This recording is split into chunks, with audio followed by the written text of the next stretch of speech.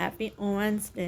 সকল মেয়েদের উদ্দেশ্যে একটা কথা বলি, আমরা স্ট্রং, আমরা সব পারি, আমরা চুপ থাকতেও পারি, আমরা নিজেদের জায়গাটা প্রতিষ্ঠাতা করতেও পারি। নারী বলে চুপ থাকতে শিখিনি, কিছু জায়গায় চুপ থাকি, জবাব দিতেও জানি। যাই হোক, চলো তোমাদের সঙ্গে কিছু কথা শেয়ার করি আজকে।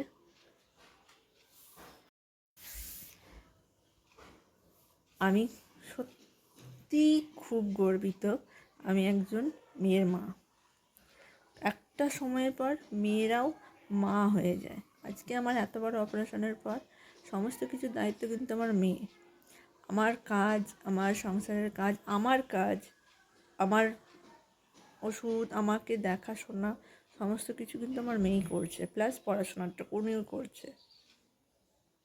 তাই আমি সত্যি গর্বিত আমি আমার মেয়ের জন্য, যে আমি একটা মেয়ে সন্তান জন্ম দিয়েছি। অন্তত যতটুকুনি পেরেছি সেই শিক্ষাটুকুনিও দিয়েছি। আমাকে বলতে হয়নি যে আমার জন্য এটা করতে হবে, আমার মেয়ে নিজের থেকেই করে। একটা ভারী জিনিস কি একটা চাদর পর্যন্ত আমাকে তুলতে দেয় না। এজটা কিন্তু ওর খুব আহামরি না, আজকে 14 বছরের এজ, তবুও সে সব সামলাচ্ছে। সত্যি আমি গর্বিত, আজকে তোমাদের সঙ্গে এটা আমি শেয়ার করলাম।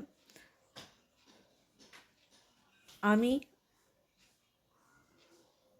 ওর বাবা সত্যি গর্বিত আমাদের মামামকে পেয়ে।